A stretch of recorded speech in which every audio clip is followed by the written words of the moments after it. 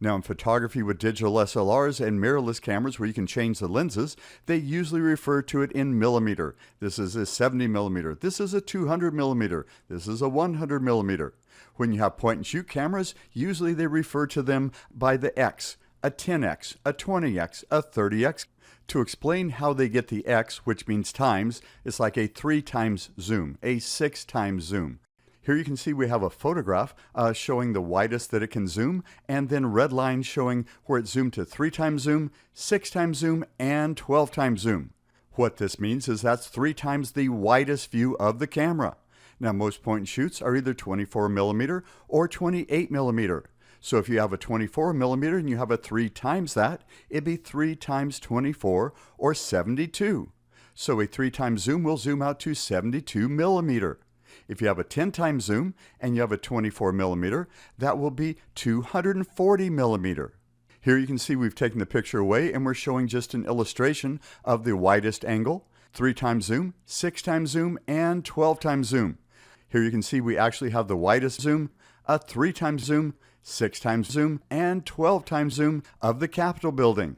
So you can see that 12 times zooms in pretty darn good. If you look at that original shot and we're standing in the same place and we've zoomed in to 12 times zoom, that's zooming in quite a bit. 12 times zoom with a 24 millimeter would be 264 millimeter, which is a pretty darn good zoom. Now here we're looking at 12 times zoom. Imagine that at 30 times zoom. 30 times zoom is really zoomed in. So if you're used to film cameras or you're used to, the millimeter, and you're going, what does this 3 times and 6 times mean?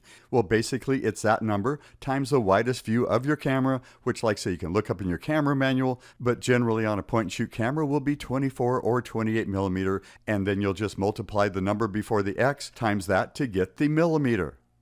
We hope you've enjoyed these photography tips. If you'd like help getting started with your digital camera, you may want to check out our Top 10 Digital Camera Settings worksheet. Looking at your digital camera, there are lots of buttons and symbols and settings which can be confusing.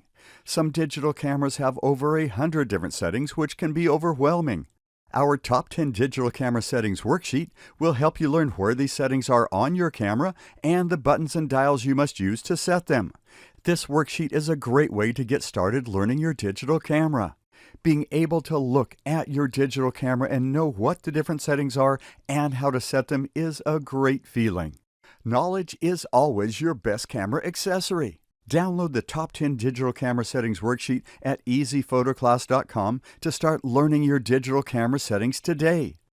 To go to our website, click on our logo at the top of the page for great photography downloads and workshops. To subscribe to our channel, click on our logo in the lower left to enjoy more great photography videos. You can also click on the video image in the lower right to enjoy our next video. Thanks for watching, and I'll talk with you soon.